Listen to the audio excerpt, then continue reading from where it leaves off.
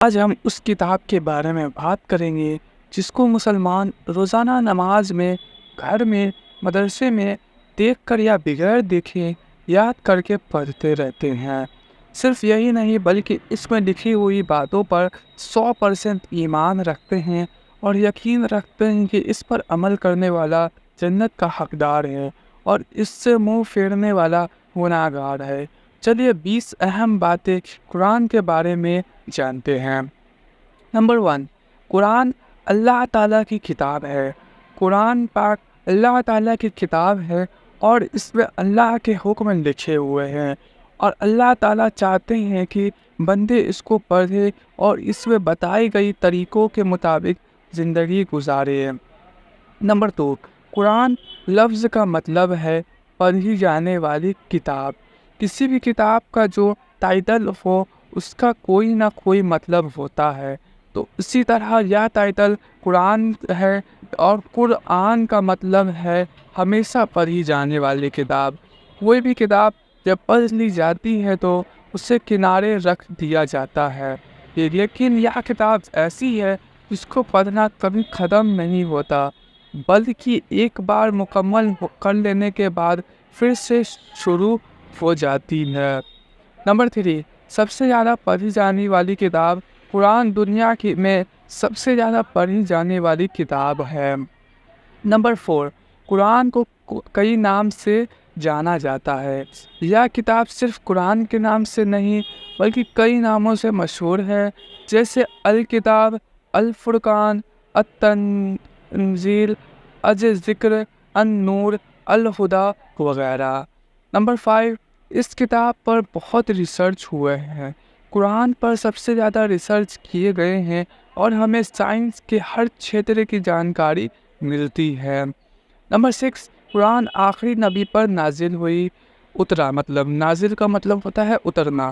قرآن آخری نبی حضرت محمد صلی اللہ علیہ وسلم پر نازل ہوئی اور آپ کی ذمہ داری تھی کہ قرآن اس پیغام کو ہر شخص تک پہنچائی جائے۔ نمبر 7، قرآن رمضان کے مہینے میں نازل ہوئی۔ قرآن پاک رمضان کے مہینے میں نازل ہوئی اور اس کے بارے میں خود اللہ تعالیٰ نے سورہ بقرہ میں فرمایا ہے کہ ہم نے اس قرآن کو رمضان المبارک کے مہینے میں نازل کیا۔ نمبر 8، قرآن پاک میں 30 بھاگوں میں بانٹا گیا ہے۔ قرآن پاک میں 30 پارے ہیں، یعنی قرآن 30 بھاگوں میں وبھاجت ہے۔ نمبر 9، قرآن میں 540 رکوع موجود ہے۔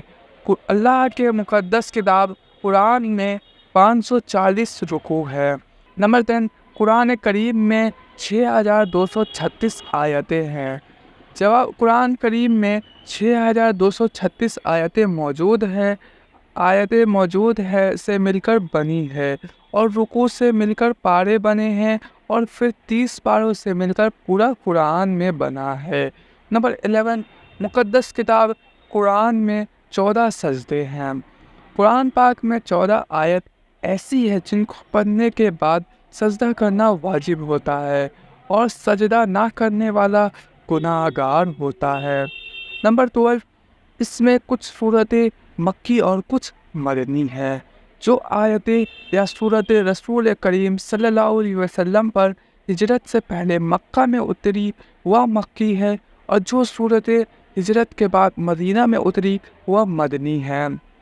نمبر 13، سب سے پہلی آیت اقرأ بسمک ربک الذی نازل ہوئی۔ سب سے پہلی آیت اقرأ بسم ربک الذی نازل ہوئی جو کہ 3 پارے میں سورہ علق میں ہے اور یہ اس آیت نازل ہوئی جب نبی کریم صلی اللہ علیہ وسلم غار حرا میں موجود تھے۔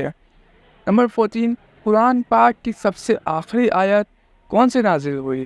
قرآن پاک کی نازل ہونے والی سب سے آخری آیت سورہ بقرہ کی الیوم القیامۃ لکم دینکم واتممت علیکم نعمتی ورضیت لکم الاسلام دینا ہے۔ 15، پورے قرآن پاک 23 سالوں میں نازل ہوئی۔ مکمل قرآن پاک 23 سالوں میں نازل ہوئی۔ نمبر 16، قرآن کی سب سے بڑی سورہ سورہ بقرہ ہے۔ سب سے بڑی سورہ سورہ بقرہ ہے جس میں 286 آیت ہے، یا پہلے پارے سے شروع ہو کر تیسرے پارے میں ختم ہوتی ہے اور تقریباً 2.5 پارے کی ہے۔ 17 قرآن کریم کی سب سے چھوٹی سورت سورہ کوثر ہے۔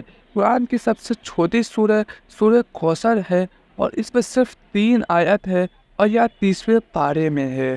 نمبر 18 سورہ اخلاص کو 1/3 قرآن کہا جاتا ہے۔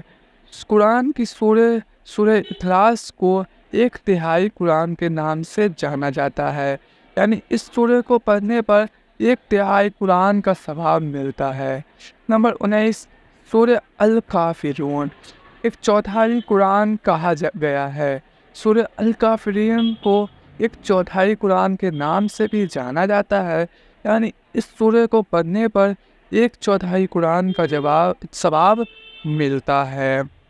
نمبر 20 اس کتاب میں اب تک کوئی تبدیلی نہیں ہوئی۔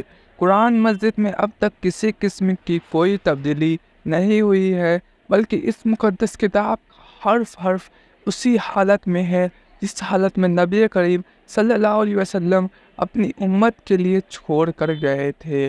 اس کتاب میں کوئی تبدیلی ہو بھی نہیں سکتی، کیونکہ اللہ نے خود ہی اس کی حفاظت کا وعدہ کیا ہے۔ تو یہ تھے کچھ قرآن پاک کے جانکاری۔ اگر آپ کو ویڈیو اچھی لگی اور ویڈیو ذرا سا بھی نالجبل لگی تو اس ویڈیو پر لائک کریں، چینل پر نئے آئے تو چینل کو سبسکرائب کر بغل میں آئے بیل آئکن کو دبا کے آل پہ کلک کر دیں۔